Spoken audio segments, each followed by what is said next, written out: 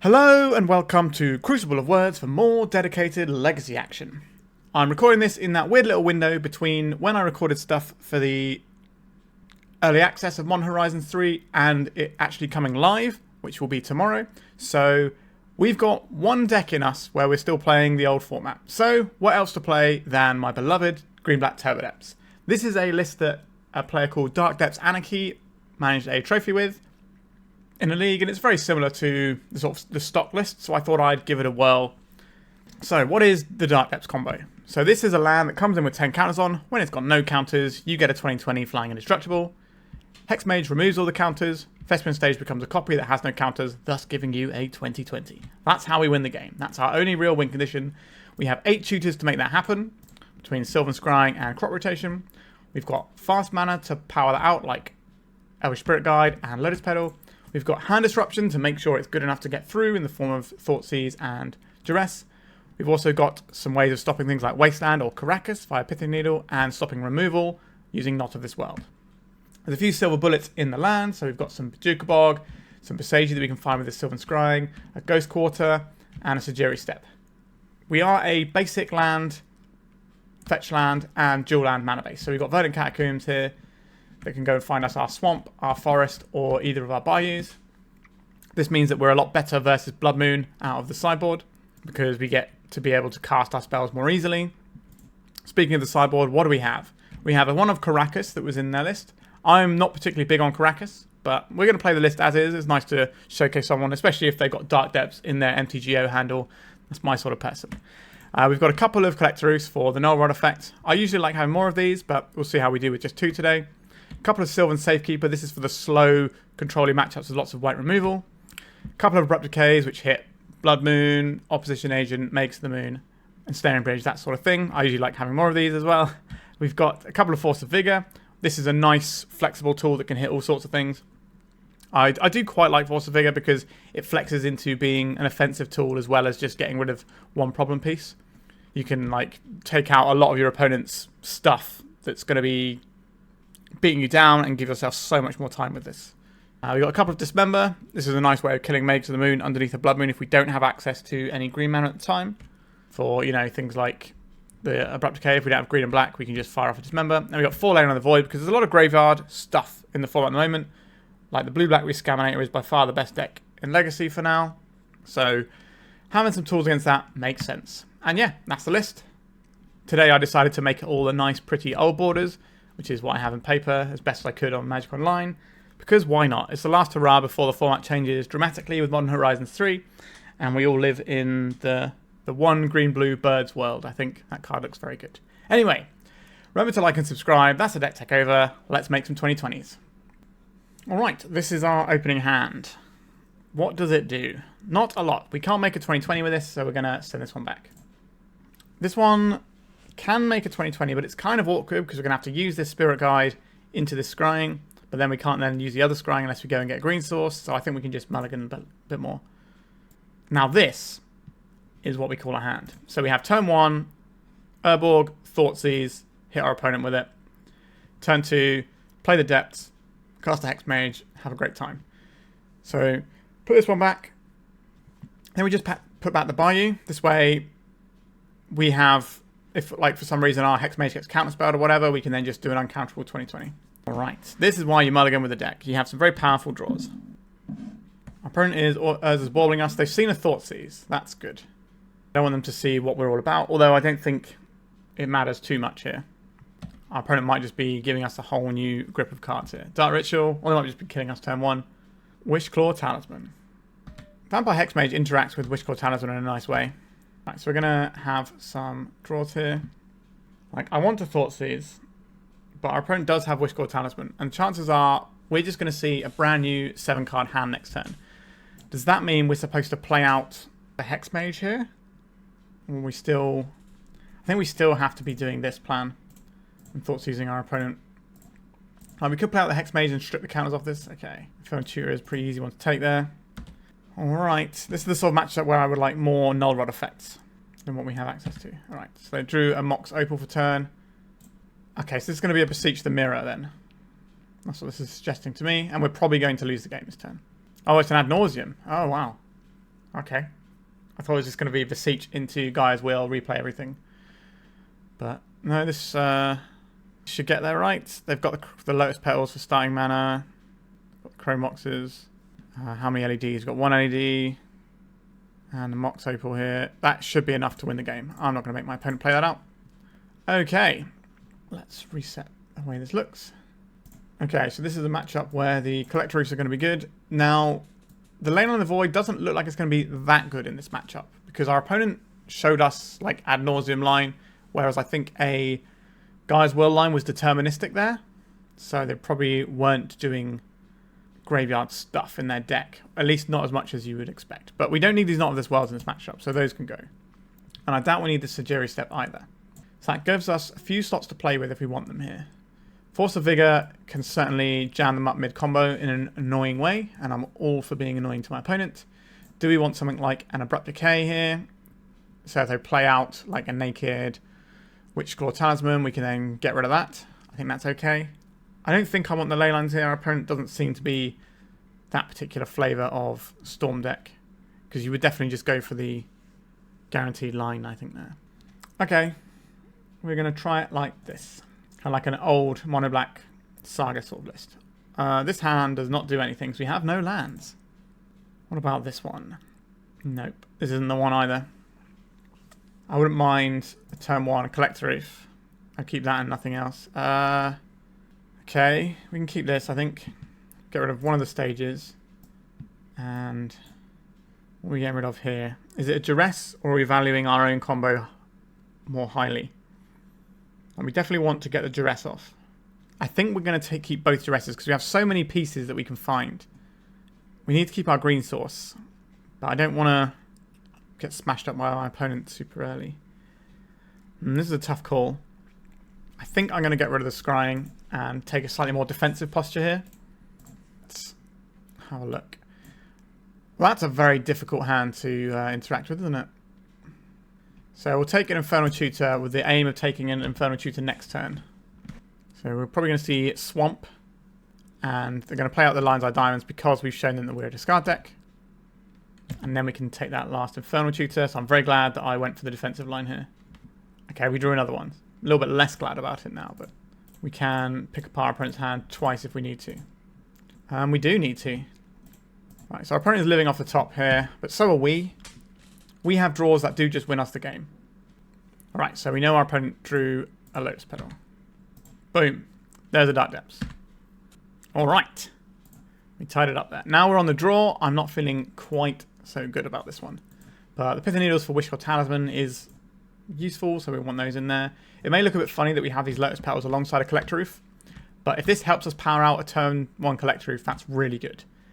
If this gets stuck in our hand after we've got a Collector Ouphe, then we've already got a Collector Ouphe, so it's fine. So I think we're happy to go in like this. Is there any other tweaks? Actually, I want this Bojuka Bog, but I'd rather have a Decay. I think I'd rather have a Decay over this Bojuka Bog, actually. It's another green card to pitch to Force of Vigor, and we don't really want to come into play tap lands anyway. Alright. We've got a turn 2 Collector Ouphe. We need to get to turn... Sorry, a turn 1 Collector Ouphe. We need to get to turn 1. Our opponent's just beginning with a bunch of artifacts, so we might just be dead on turn 1 here. Certainly feeling like we're dead on turn 1. Alright, we're getting an Infernal Tutor. They're going for a turn 1 ad nauseum here by the looks of things. There it is. There's a lot of stuff coming off the top here. We're not really seeing any graveyard interaction, any graveyard-based stuff here, apart from the Therapy, which isn't worth boarding in Leyline's Force. I'm happy with how I boarded. They've gone to 2 here. Can they string it together with this? I don't know. Let's just see if they can. I'm pretty sure they should be able to win from there, but we'll let them go through the motions one time. Do they have a Burning Wish here? They did not, but they have an Infernal Tutor, right? No, they got the Wishclaw Talisman, which does the same thing. Yeah, we're done. All right. A bit of an unfortunate one there, just getting turn 1 bopped when we had our own turn 1 that would pretty much make our opponent's deck not be able to function. So sometimes you lose the die roll, and sometimes it matters a lot. Let's go to round 2. Right, Irvingham for round 2 doesn't find us a Dark Depth, so we can't really keep this one. This one can find us a Dark Depth, but it's a little bit awkward, isn't it? So we could go like turn 1, Crop Rot for Thoughtseize. Thoughtseize our opponent. Turn 2 Sylvan Scrying. Yeah, this one's a bit awkward. I don't like it. We have much stronger 5s in our deck than keeping a 6 looking like this. If this was an Urborg, I'd probably be more inclined to keep it. But even so, it's still awkward. Let's mulligan. This is also a pretty awkward one. So we kept 5 cards. What would they look like? Probably a couple of fetch lands, Sylvan Scrying, and 2 discard spells. That gives us a decent amount of breathing room to try and find our combo. Or do we just go to 4 and look for a more solid? I think we're going to keep this one. Bin off these 2. Oh, okay. Are we back at it with a mono black combo deck here? Right, let's crack this. I think I'm going to get a Bayou, given our opponent's showing us a Vault of Whispers. That tends to be more on the combo spectrum of things. Beseech the Mirror, Entomb, Orcus, Bowmasters. Alright, we're going to take this. Do we take the Beseech now, or do we take... I don't really care about Orcish Bowmasters, but we're probably supposed to take... Maybe we take the Entomb, and then we can follow up with a Duress on the Beseech. I just don't want to get reanimated on with a big scary monster. If they draw a Dark Ritual, this can obviously go badly for us. There's a Swamp, so they've just got a Bowmasters to come at us in a bit. This might be a turn to get this Sejiri Steppe out of the way with, because we're not really going to be using it to push through against our opponent's deck. That's almost certainly not going to be able to block our 2020 when we get there. Play this, now our opponent knows that we don't have to worry about that. And they're going to start the little clocking onto us. We need to draw both halves of our combo, so we're going to have to hang around for a while with this hand. But at least the Orc isn't particularly quick as a threat. It's just a Grizzly Bear, basically. And an Vampire Hexmage is pretty good at stopping it. So something I've been thinking about lately is whether or not I want to try an Underground Mortuary in this deck. And in this situation, it would be nice to have that access to a Surveil land. That's something worth considering in a situation like this. Okay, there's a Saga. That is an issue. That will make some large creatures that will dramatically reduce our opponent's clock. Yavimaya. So 1, 2, 3, 4, 5. So if they've got a Lava Spur Boots, we die this turn. Oh, they didn't make... Oh, sorry, no. It's next turn, isn't it? They need to... We're going to die next turn to their Lava Spur Boots. Getting ahead of myself. How are we supposed to win this game? I think we need... Like, Vampire Hexmage isn't the worst here. Does mean we have to crack this, though. So we go black, black. So if they don't have the Lava Spur Boots, we've got a chance to win this game. With a lot of draws off the top of our deck. Like 12 draws. No, 11 draws. Do they have the Lava Spur Boots or not? I can prevent 2 damage this turn by blocking the Bowmasters. First striking it down, then removing the counters on the Orc army, and then it will die to state-based effects. But then how are we ever going to win this game? Is there a Lava Spur Boots? There is a Lava Spur Boots. So we block that, we take 5, 6, 7, or we take 6 because we remove the counters on this. Yeah, I don't think we can win that. Alright, let's go to the sideboard. I'd very much like to have access to these Force of Vigors. Our opponent showed us an Entomb, which means I'm bringing in the Leyline of the Void. I don't believe this is a matchup where we're going to require the Sejiri Steppe or the Knot of this world. They've shown us Urza Saga. That's a very nice Pithing Needle target for us. Collector Ouphe looks good against what they're bringing to the table as well. If we want to have all of these, we need to make some cuts somewhere. I think we want to keep our fast mana if we're trying to power out like Collector Ouphe. Are we getting rid of some Pithing Needles and hoping that we can just beat the Urza Saga with things like Force of Vigor and stuff? That's probably okay. I'm not in love with it, but I think it's acceptable. I don't think we want to board down any of our combo pieces. Ghost Quarter also deals with the Urza Saga as well. Okay, we're going to run like this. So our opponent probably has Echo of Eons as part of their deck. So they're trying to entomb their Echo of Eons, flash it back with Bowmasters in play, hit us for a bunch and just have a threat. This deck has been quite popular lately. It's one of sort of the newer innovations in the Storm archetypes because it can also just do with a Tendrils win. And we have a lot of disruption, but we don't really do our thing. I think we can do better than... Do we need to be aggressive if our opponent's going to be doing combo-y stuff? This requires us to draw 1 of 12 cards at some point to win the game. But we do shut down a lot of our opponent's deck. I'm pretty reluctant to keep a hand like this, because so often you keep a hand like this and you just never get towards winning the game. If you give your opponent enough breathing room, then they'll win. Okay, now this hand is better. We can keep this. Get rid of the Bojuka Bog. We start with the Leyline and Void in place, so we don't have to worry about them wheeling us. Do I play out this Urborg? Because it can help our opponent. I don't think I do. I think I play out the Dark Depths, and then next turn we play out the Urborg. So our opponent has to use colourless mana if that's all they've got. Because if they have like an Urza Saga, they could Thoughtseize us off it, and that would obviously be a problem if we play this Urborg out. We've got this Force of Vigor plus Elvish Spirit Guide, which is handy. There's the Urza Saga, so we're not getting Thoughtseize this turn. I'm going to play something else out and give us a nice Force of Vigor target. Now they know we run hand disruption, so they're incentivized to play out some artifacts. That is a Lion's Eye Diamond.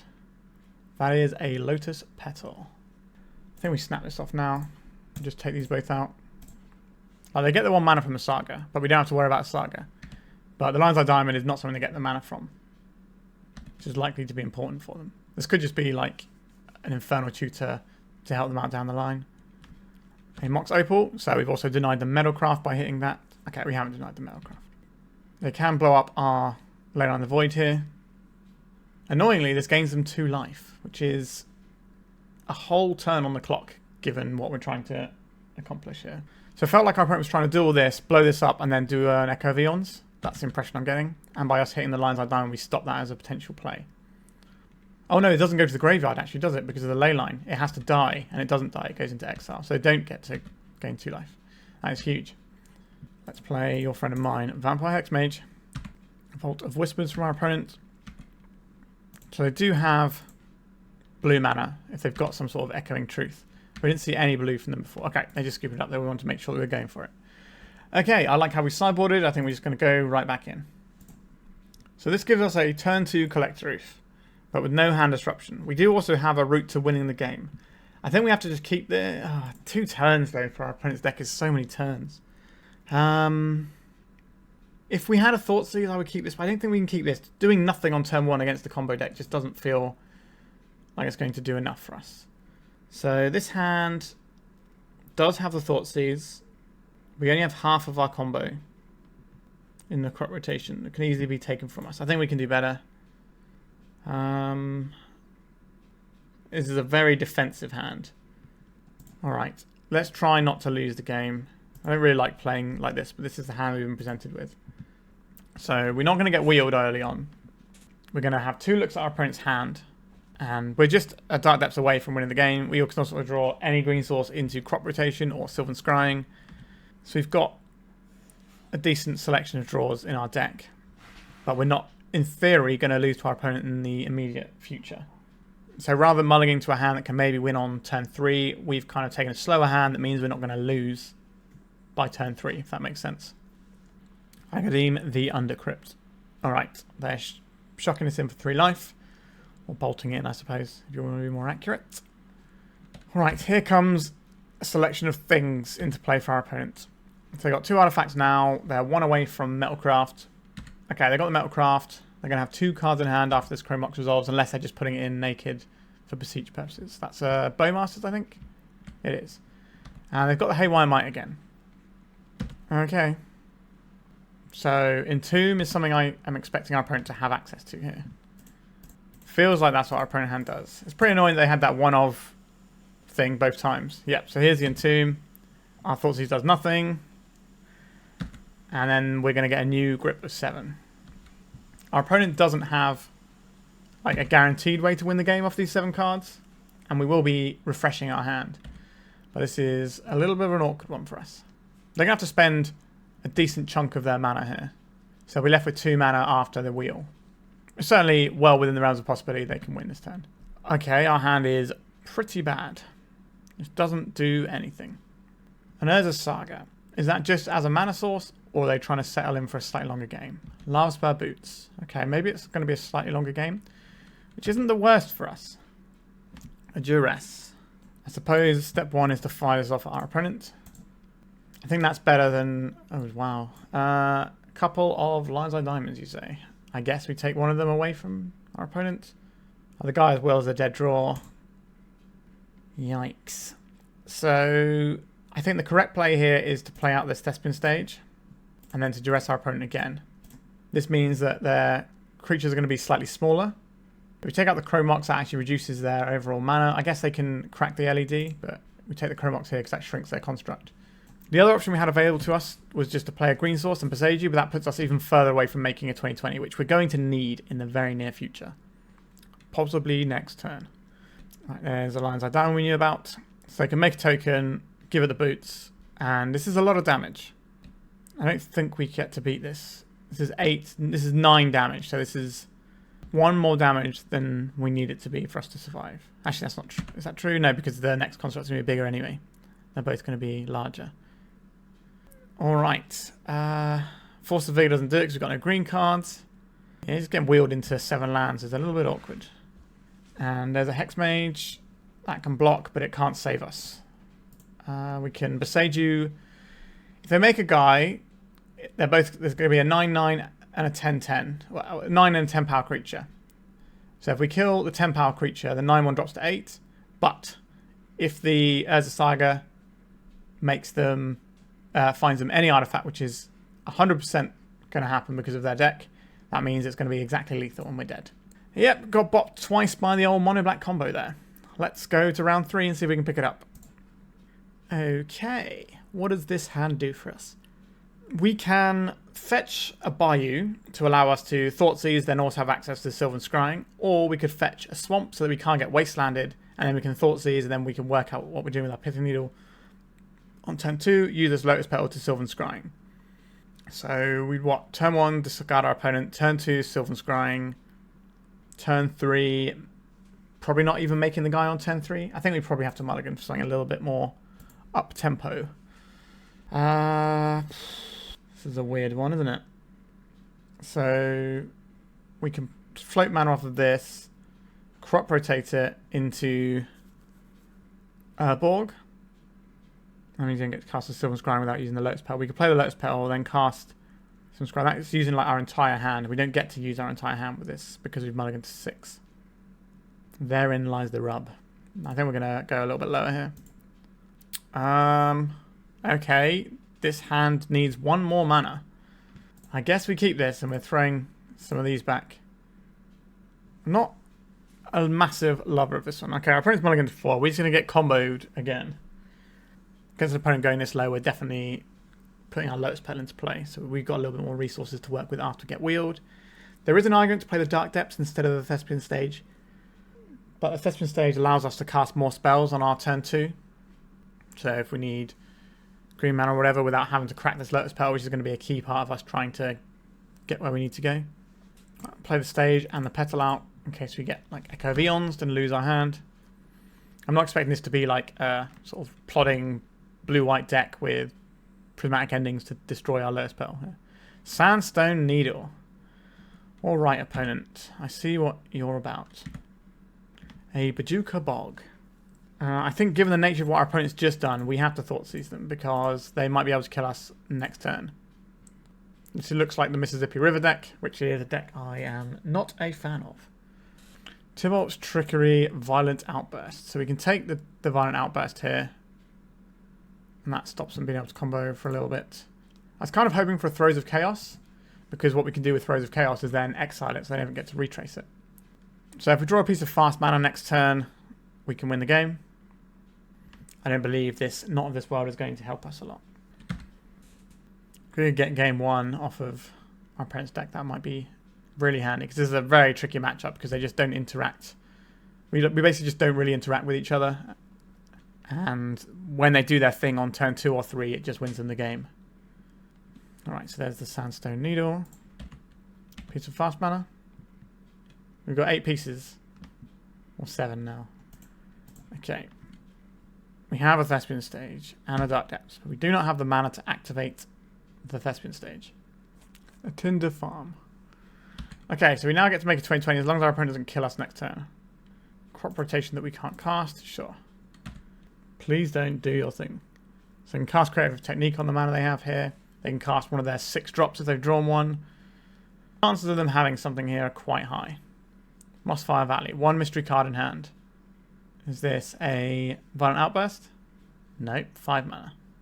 6 mana. We need them to whiff a little bit here. Creative technique. They are demonstrating, so we do get a copy first. Not that we're going to do very much with it. I guess we can cast our Duress. Take out its Tybalt's Trickery. A Violent Outburst. This is something that can fizzle, because they can Tybalt's Trickery into like another Tybalt's Trickery or a Violent Outburst or whatever. Call forth the Tempest. So this is a 8-drop Cascade. So it's going to hit the boarding party. They're going to reveal a whole bunch of their decks. We're going to see a lot of their configuration. Okay, they hit another Tybalt's Trickery.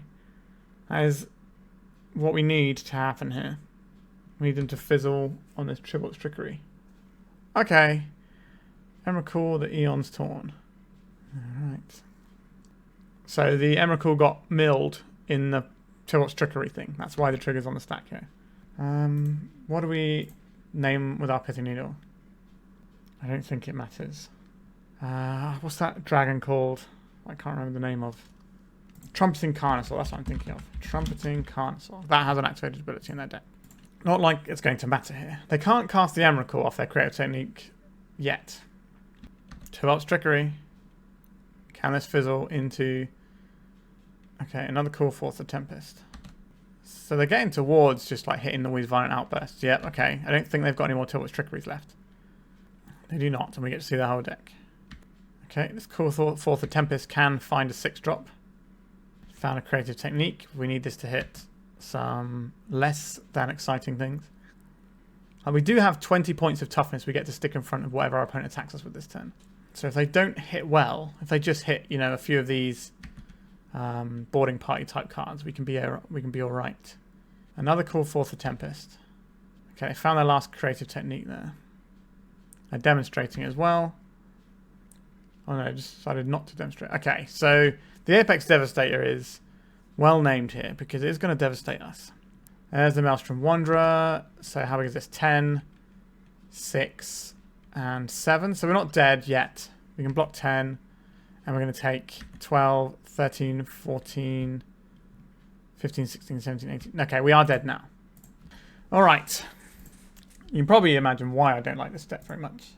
I think the Leyline of the Void we need here, as weird as that sounds, because it stops our opponent from being able to have their Throes of Chaos discarded and then just ignore that as a thing. So Bojuka Bog is also relatively fine for that. We don't really need the Sejiri Steppe here. They're not going to be playing flies and stuff.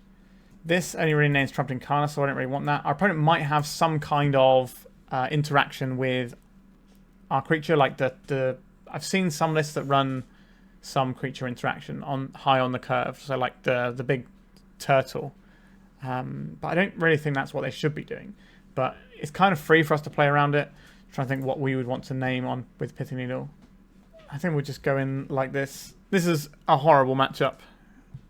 Like that's the thing with the Mississippi River deck. It either just auto wins a matchup or auto loses a matchup. There's not really any play to the deck. What do we do here? We can turn 1 Thoughtseize, turn 2 Crop Rotate for something useful, turn 3 make a 20/20, turn 4. Is turn 4 too slow against our opponent with just a Thoughtseize? I think it is. This hand doesn't do anything. What does this one do? Have these. We can Sylvan Scrying on 1, but then we don't go anywhere. No. It's mulligan again. I don't think we're going to win this game. We're on, what, 4 cards now? This hand does make our 20/20 on turn 3. But we already decided that's probably too slow for this matchup. But I don't think we can... Can we afford to go to 4 here? I don't think we can. Just have to suck it up. Which one of these do you want to keep? I guess we keep the Lotus Petal. Because if we draw another piece of fast mana, we can go turn early. So we play Dark Depths first. If we draw fast mana or Vampire Hexmage, we can make our creature next turn. Our fast mana has to be a Lotus Petal though. It can't be the other fast mana. The Elvish Spirit Guide. Where is our Zombie Spirit Guide? That's what I want to know. Sandstone Needle. Okay, this did not work out the way we wanted. Play these 2 and pass, and then our opponent will kill us, I think. So they start doing their thing. They do have a fizzle rate because they're running the Violent Outburst build, so they can hit their own Violent Outbursts. It makes them go faster, but makes them have a percentage fail rate. Whereas like the slower builds that just go straight for the big 5 mana spell. Alright, sorry, we got a a Violent Outburst on the stack. It's going to find a Turbodepths Trickery. Is this Turbodepths Trickery going to hit a Turbodepths Trickery? No, it's going to hit a Call Forth the Tempest, which doesn't necessarily kill us, but it might. It's quite likely to. A Boarding Party, that helps. Violent Outburst is going to find a Turbodepths Trickery, and it's going to hit the Violent Outburst. We need it to hit another Turbodepths Trickery, ideally. They've milled one of their creative techniques, which is not nothing. This is a situation where if we had something like Surgical Extraction, we could then extract the creative techniques, and that would do a lot of work. Turbodepths Trickery. There is a Call Forth the Tempest. Now, we're not doing anything here. Not only do we have to survive this turn, we have to survive the next turn with our opponent with 4 cards in hand. More creative techniques. Okay, so there's a creative technique now. They've got one more Cascade trigger. They're going to have to... Oh, they're choosing not to demonstrate. I think they had to demonstrate ideally there because they're a little bit behind on resources. Yep, so this Violent Outburst isn't going to work, right? I think they've gone through all their Turbodepths Trickeries, yeah. So we are seeing the fail rate here. But there's no agency on our opponent's part for how this hand and deck plays out. Which is not really what I like to play Magic the Gathering for. Alright, where's this Call Forth the Tempest? Oh, it's hit a Violent Outburst. They should have demonstrated their previous copy. They've got one more Cascade trigger to go. Problem is they might just be able to win next turn, although they've gone through quite a few creative techniques here. 3 of them. Alright, what is this Cascade going to find? It's found the creative technique. Are they going to demonstrate? I think they have to, given how few things they have on the stack. Okay, we get to Duress our opponent. That's not the worst. Maybe it stops them from killing us next turn, if we can survive this turn. Okay, creative technique. This is just going to find Emrakul or something, isn't it? Maelstrom Wanderer. That does a lot of cascading. A Boarding Party. Alright, so they've stacked up 13 damage now. Okay, they've got 19 damage now. So all their creatures have haste due to the Maelstrom Wanderer. Also, Boarding Party has haste on its own anyway. What is this last creative technique going to find? Another Call Forth the Tempest. It's going to find them the last points of damage to get over the hump. We're definitely losing this anyway. Yep, they found the rest of the damage. Yes, this is my least favourite deck in Magic the Gathering. I don't think it's too good at all. It's not actually a very good deck. But it's just got no play to it, which is... I don't understand why you play Magic if you don't want to have a bit of play to your deck, you know what I mean? But, you know, different people enjoy different things. It's not for me, but I guess it is for someone, but I don't really see the point. But we are having a rough time of it today. So let's go to the 4th round and see if we can play against the combo deck that isn't faster than us. Alright, we've got another stinker of an opening hand here, so let's send it back into the deck. What does this hand do for us? We can go turn 1, Pithing Needle. Turn 2, Sylvan Scrying. We do need a little bit more mana for this hand to really pop, but I think it's okay. What is the thing we're sending back here? It's probably a Hexmage. Maybe I've just been having such a rough time with the old mulligans today that I maybe should go to 5 here. But this hand only requires mana to really work, and that is the most abundant thing in our deck. I will get a Bayou for this. We're kind of counting on this Pithing Needle resolving. But if they've got Wastelands and our Pithing Needle doesn't resolve, we're kind of toast anyway in a lot of ways because we're sort of behind. Well, actually, we're not behind on cards. We both mulligan, but we don't have a hand that plays particularly well through Wasteland outside of this Pithing Needle. But obviously, that's why we're running the Pithing Needle. All right, this could be Delver. Please be Delver. That's one of our good matchups. It's a Delver. Finally, a matchup that isn't horrible. Excellent. I don't think the super fast artifact combo decks are that horrible because of all the null rods and stuff. We only have 2 null rods effects in this build, which isn't enough, in my opinion, for those decks. Sylvan Scrying. If we want to play this Sylvan Scrying, it costs us our Lotus Petal. It enables a daze from our opponent. But we do need to do this at some point. So I think we just suck it up now. Is this what you want to fight over? No, okay. I'll get this Dark Depths. I'll play this Dark Depths out now. I don't believe our opponent is going to remove our Pithing Needle. Unless they are a Grixis build. Suppose they could have their 1 of Molten Collapse. Sometimes 2 of. Interesting they didn't use the Mishra's Bauble to guarantee a Delver flip. I thought the information was more important from us than guaranteeing a Delver. They flipped anyway, so it didn't really matter. And they got the best of both worlds. Okay, so the clock is on. We now need to try and wiggle our way through this Force of Will our opponent has shown us. That's not that difficult to do, but it is a thing we need to Well, this will get rid of the Force of Will that we know is over there. They could daze this. If they have a daze, that would be really annoying. Oh, 3, 6, 9, 10, 11, 12, 13, 14, 15. Yikes. I guess we take the Force of... did we take the Force of Will? We take a Lightning Bolt. So if this gets Delirium, then that's 3, 6, 7, 8, 9, 10, 11, 12, 13, 14, 15 coming in next turn. Which means that if we resolve our Hexmage, we're still dead. So we have to take a Lightning Bolt. And just hope they don't draw the blue card for Force. Yikes. We need a source of black mana for our Hexmage here. The Sylvan Scrying is now too slow. Because we know they've got a bunch. I'm surprised they didn't fire off a Lightning Bolt in the end step. I'm just valuing having that fetch land more than doming us. I guess we took one of them. Okay, we're on 13. They did not get Delirium, but they did keep a card on top. So we're going to take 4 here. That does give us an additional turn or 2 now because they didn't flip the Channeler. I think our opponent must have a blue card on top of their library. Okay, I'm going to try and cast a Sylvan Scrying. This is going to receive a Force of Will, I believe. If this was an Urborg, that would have been better for us. Oh, it didn't receive one of those. That is interesting. Okay.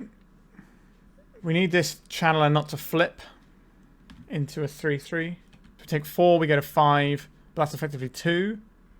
And then our 2020 can block the Delver and then swing back for lethal. And we'll be on 1 life if this goes to plan. Another Lightning Bolt up. Why do they not want to crack their fetch and do that at the end step? That's very odd to me. If this Channeler flips, then I think we lose. I left the card on top again. Right, Channeler hasn't flipped this turn. We need it to not flip next turn as well. We also need our opponent to not have a Lightning Bolt. We don't have to play around days. Sorry, we don't have to play. Well, we don't have to play around days because we're not casting spells. We don't have to play around Wasteland because we have the Pithing Needle. Okay, let's see if this is good enough. Thing that we have. So we're doing it. There's going to be a Borrower. We need them to not have a blue card to go alongside this. And we also need this to not make their Dragon's Rage Channel Delirium. They didn't crack their land here, which is an error because it's going to be really impossible for them to get Delirium here. Do you have a Force of Will? We can still crop rotate for Sejiri Steppe as well here. They're going to mill a land over here. So they could have had Delirium here and won this game by cracking the Scalding Tarn. So they've got Artifact, Instant, Creature. Okay, let's get rid of this Yavimaya. They've got Daze as well. That'd just be rude here. Okay, get Sejiri Steppe.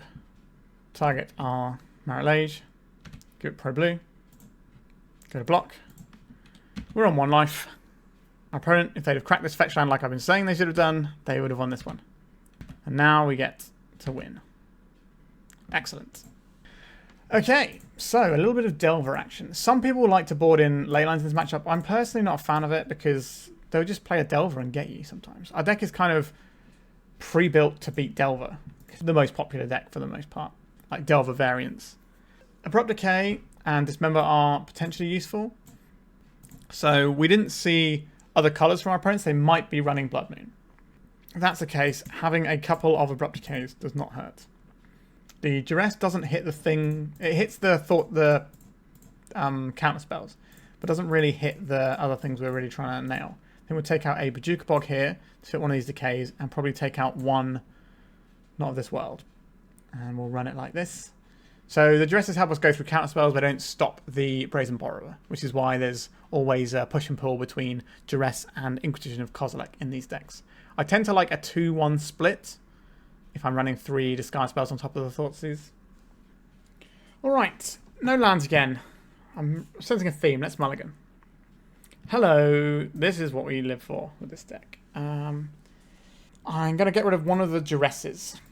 So we have turn 1 Thoughtseize, turn 2 Hexmage. We need to dodge a Wasteland here. But it's certainly a thing we have the power to do. Oh, they are the rug build. I don't know how full rug they're going to be, though. They might just be splashing for Questing Druid, or they might be the builds that have a few extra green cards in. Like, there have been some builds with like Uro in.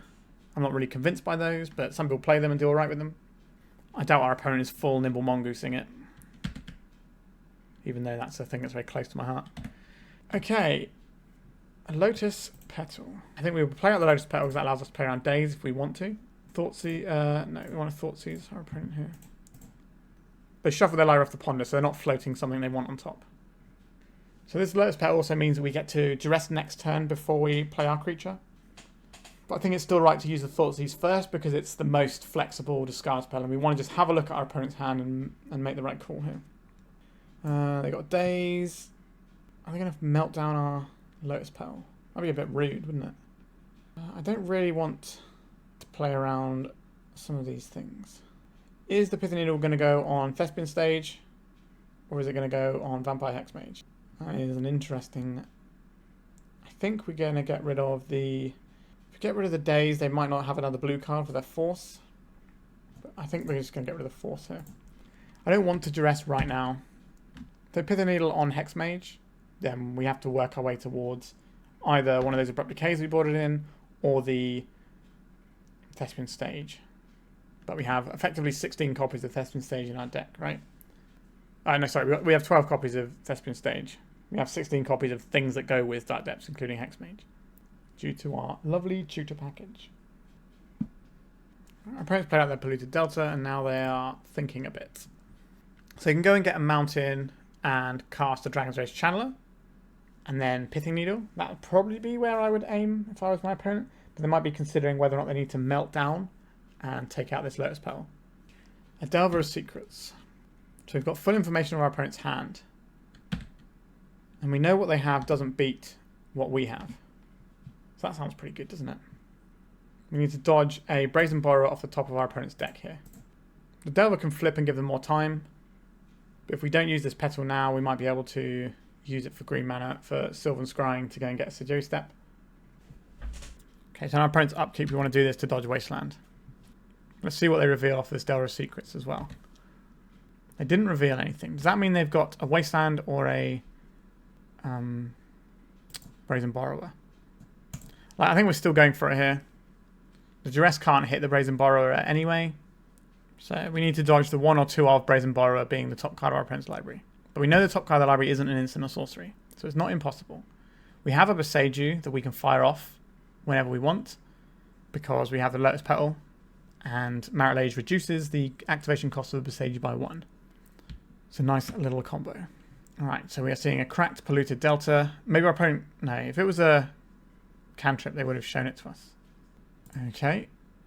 So now what they're doing... They've got instant sorcery land, so they might be trying to Pithing Needle to get themselves a flyer by surveilling something in. Or they could Pithing Needle and daze their own Pithing Needle.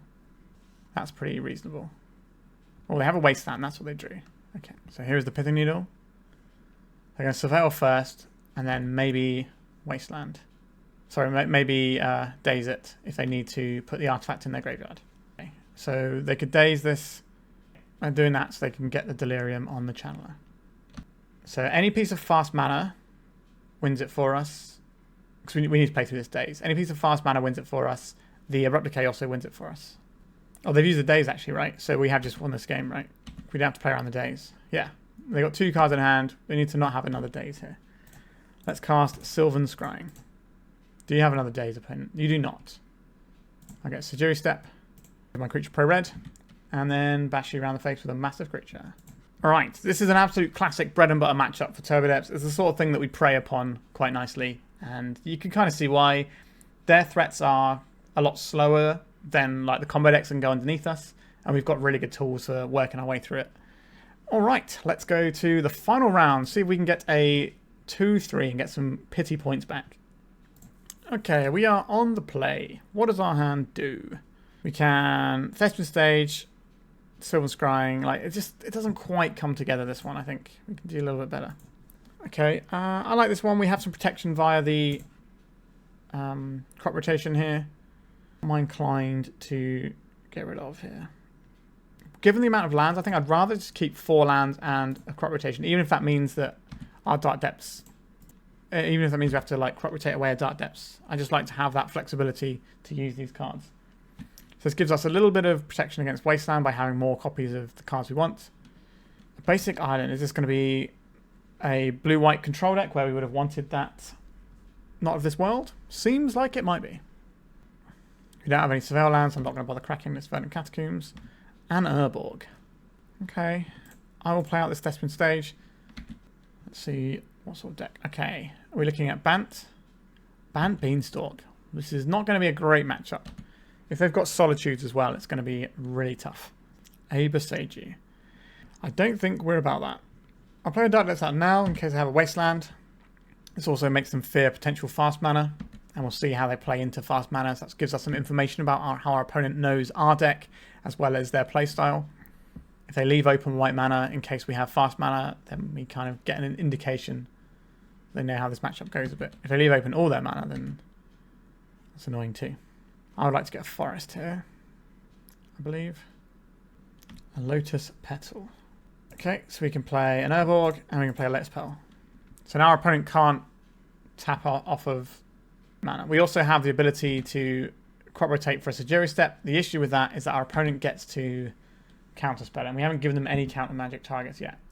I got some action from our opponent over there. Yep, so they're looking like a Leyline build, which is not a surprise. At least we're going to get to use those Sylvan Safekeepers. A Teferi Time Raveler, holding open 1 white mana. Okay.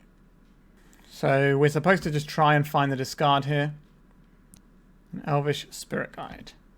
Do I play out this Boseiju? Does it do anything? Is the question. I think if we cast this, 1, 2, 3, we can still threaten a 2020 as well. And this gives us something that we can pressure the Teferi with, and maybe deal some extra life points if our opponent's going to be doing some Uro nonsense. A Leyline Binding. What are you going to target? Is it our Lotus Petal? I'm going to target the Spirit Guide. That's fine. That's one less removal spell that gets pointed at our Marit Lage. Sanders Lounge. So these crop rotations are not the best right now. I don't hate this though. Let's get a Hexmage down. So this allows us to attempt the combo and then attempt the combo next turn using this Dark Depths without having to go through counter magic. If they try and kill this, we will remove all the counters from their Teferi. So we at least get to shut that down. That's actually a pretty nice trade for us. This turns our crop rotations back on, so we can work our way through some potential removal spells. But they still get to cast Ponder at instant speed because of Teferi. Because they put the ability on, and the ability's still there even though Teferi isn't. Opponent's got a lot of mana. Does this get better for us or not, is the question here. This Wasteland is definitely problematic for us. So I think we're going to take another draw. If we can find some discard here. Okay, a Pithing Needle. That is not unhelpful. So let's play a Pithing Needle. This will open us up to Sorcery Speed, but I don't believe our opponent has Sorcery Speed removal for our thing apart from the Teferi. Which we can maybe blank with a crop rotation here. Let's make the friend. This is a tough matchup. For sure. A lot of white mana being put into our opponent's pool there. A Solitude. I would like to crop rotate in response. We can do this twice if we have to. Sejiri Steppe. Give our creature pro white. We're doing this before the Up the Beanstalk resolves in case they have a counterspell. Now the awkward part of this is if our opponent gets to deal damage with the Solitude, they will gain 3 life, which will put them up to 21, which buys them a whole other turn to find an answer. Now we don't care about the Wasteland. Up in the Needle can name Teferi, which is one of the answers they can have for our Marit Lage. So we had a really nice way of forcing some action here. Do I play out this Dark Depths right now? I don't think so. I think we play it for next turn, and then we can try and combo next turn as well. Alright, so they've just got a plow. We can't protect because our Sejiri Steppe's gone, which is sad. Lorien revealed, draw in 4 cards. Sure. Our opponent's going to have to go to discard at end step. Actually, no, have they played a land yet? I don't think they played land. They can do that second main. Oh no, they're going to clean up. Sure. Yeah, they must have played land actually. Alright, so we get to try and combo again next turn. So let's play out the Dark Depths. So now am I supposed to wait and try and play around counter magic? Because I guess if we crop rotate, we don't really care if our Sejiri Steppe gets destroyed forever. Doesn't do anything for us right now. It's going to be a 4th Eorlingus. It is a 4th Eorlingus. Let's crop rotate away the Sejiri Steppe. It's a very good Force of Will target, opponent. Okay, they didn't have it. Let's go Thespian stage. Let's copy the Dark Depths. This gives us a little bit more life to work with, and we can clear this Solitude off the board so they can't get repeated life gain. They have a Solitude as well. Yeah, this game is feeling tough. I always knew it would be. This matchup is one of the worst. It's unfortunately a recurring theme today with having some horrible matchups. But we are playing quite a polarizing deck where you're going to get those matchups where, you know, we're going to be on the wrong side of the 80-10, the 80-20 matchups. Like, we have quite a few 80-20 matchups ourselves. I think we can probably just go to sideboard here. So, what would I like here? I would like some Sylvan Safekeepers, please. Force of Vigor can blow up a Leyline Binding with really good timings, which is important to note. So we can, if they play a Leyline Binding with a trigger on a stack, if we blow it up, it never removes our Marit Lage in the first place, and that is really important. So get rid of this Bojuka Bog, and then we've got 3 other cards we need to strip. We're obviously not stripping away these. How useful are the Pithing Needles? They can name Wasteland, they can name Teferi, they might name Karakas. So that leaves us probably getting rid of some of our slower stuff, because this matchup is going to be a longer matchup. So we get rid of a little bit of the fast mana. Okay. Not an easy matchup. This hand is very slow. I do not like it. We also have some really tough resources to try and accomplish here. We kind of need this Spirit Guide to do something, and it's not going to do anything for a while. So let's get a fresh hand. Where are the lands in our deck? That is what I want to know. We got wheeled into 6 lands in a previous game. Into 7 lands, sorry. I'll keep this, I guess. We've got some mana. We've got Hexmage. We've got Duress. Crop Rotation. So what are we doing here? We definitely want to keep the Duress and the Hexmage and the Crop Rotation. We definitely want to keep this Swamp. We probably don't need both pieces of fast mana. So are we just keeping this land, which doesn't make the mana we need, or are we just going to get rid of this and assume that we're going to draw a black source at some point? I think that's probably the correct play. We have a lot of black sources in our deck. Are we supposed to Duress right now? If we draw a Lotus Petal, then yes, we are supposed to Duress on turn 1. The Beanstalk. Okay, that's so much stuff to deal with. So much stuff. We can take the Force of Will and we can play through the Force of Negation by just doing it on our opponent's turn. But yeah, it's a bit of a rough one. Okay, so they immediately found their white source. Not what I wanted. A Crop Rotation. We can't Crop Rotate now because of the Force of Negation, but we can Crop Rotate on our opponent's turn for an Urborg instead of a Swamp. And then we can try and assemble the combo, but we will just lose to this Source to Plowshares. So we're going to need to find some protection. Up the Beanstalk. Do I want to Crop Rotate for an Urborg here? I think I do. This helps our opponent's Leyline Bindings out a little bit. Not of this world, you say. If we had another mana, we could do some stuff here. We don't, so we're not going to.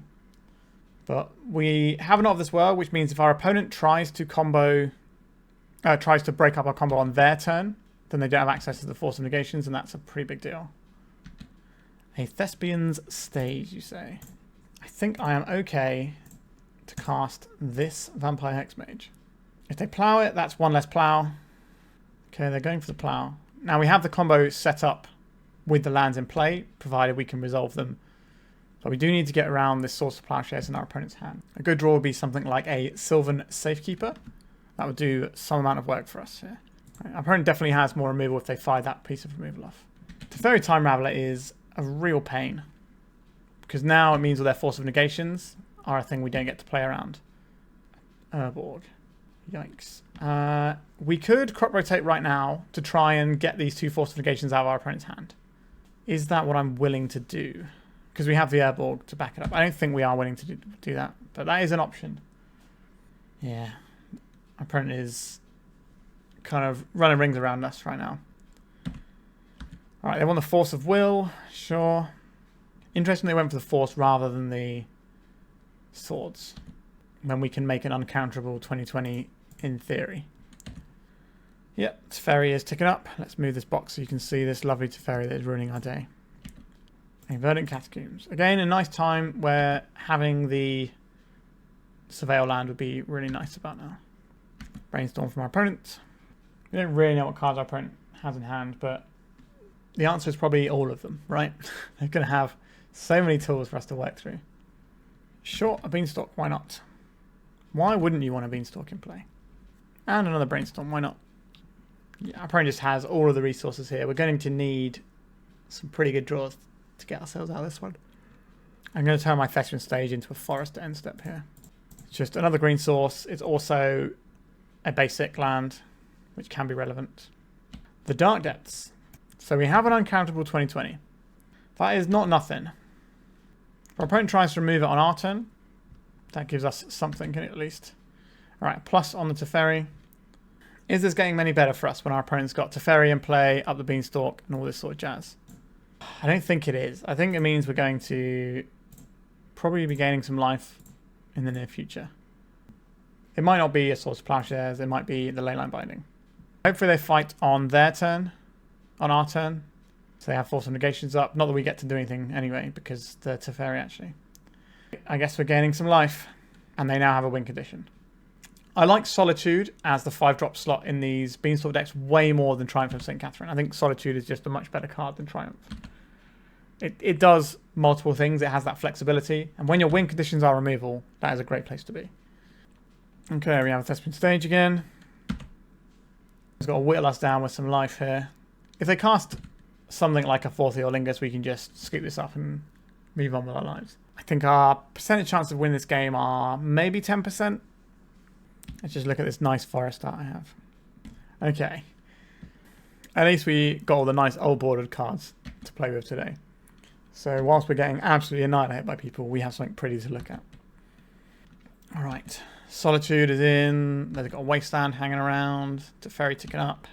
It's all looking very terrifying. Not this world, doesn't do anything.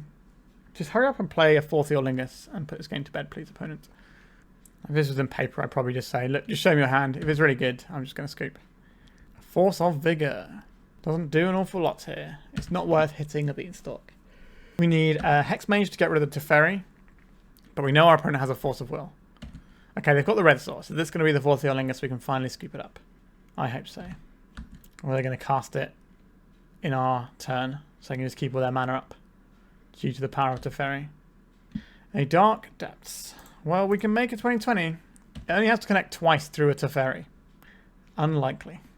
So I kind of need to find a Hexmage or a Pithing Needle before we can make our 2020.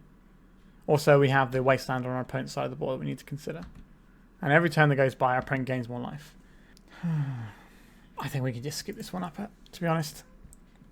It's going to be arduous to get attacked for 10 turns while our opponent has just got all these resources. Pretty grim stuff. So we finished with a 1-4, which is obviously a terrible record. 2 of them were 0-2s, and then we had 2 1-2s. They were the mono black combo decks, which we are okay against, but we lost the die roll and we got killed on turn 1, and that was no good. So once again, we're showcasing that this deck does have some very polarizing matchups. So you can beat up on Delver all day of the week. You can beat up on Mono Red Prison.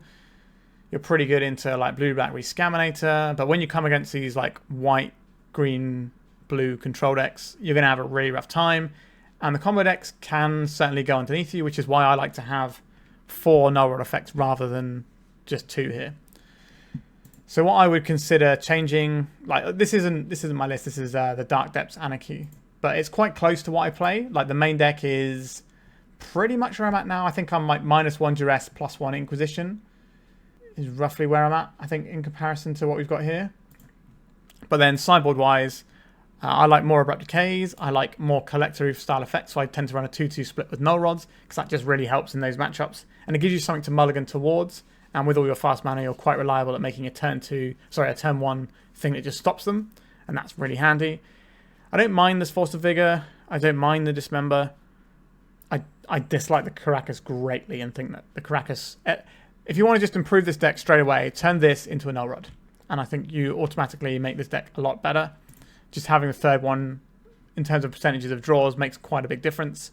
You could trim a Dismember or a Force of Vigor for another one, and then you could roll whichever one of these you trim into the Abrupt Decay instead, if you wanted to. So you could have like 3 Abrupt Decays, 2 Force of Vigors, and 4 null rod effects, and I think you'd have a more well-rounded sideboard. But Sideboard isn't going to matter too much when you get some really bad matchups, but I think the first 2 rounds are definitely very winnable for us with a slightly different configuration and a little bit more from the heart of the cards there. Like, those matchups are pretty even. If they're bopping you on turn 1, then it's bad, but if they can't kill you on turn 1 or you win the die roll, then the matchup I find is pretty reasonable. Mississippi River is obviously a deck I detest, and we lost against it. I think I've lost against it every time playing this deck. I don't think I've beaten it. I might have beaten it once. It's a horrible matchup, but again, that deck is very poor into a huge amount of the field. So it's not really something you should prepare for in like big tournaments. People don't really want to play it in big tournaments either because there's no play skill or expression in the deck. You just do the thing the deck does because it's built entirely to do this one thing in a way that means you don't have any wiggle room. You know, you can't like be choosing which card to discard or how to tutor and when to do your combo. It's all just laid out in front of you and it just plays itself. So people don't really want to play that in tournaments, so I wouldn't worry about that as a thing if you're planning on taking depths to a tournament.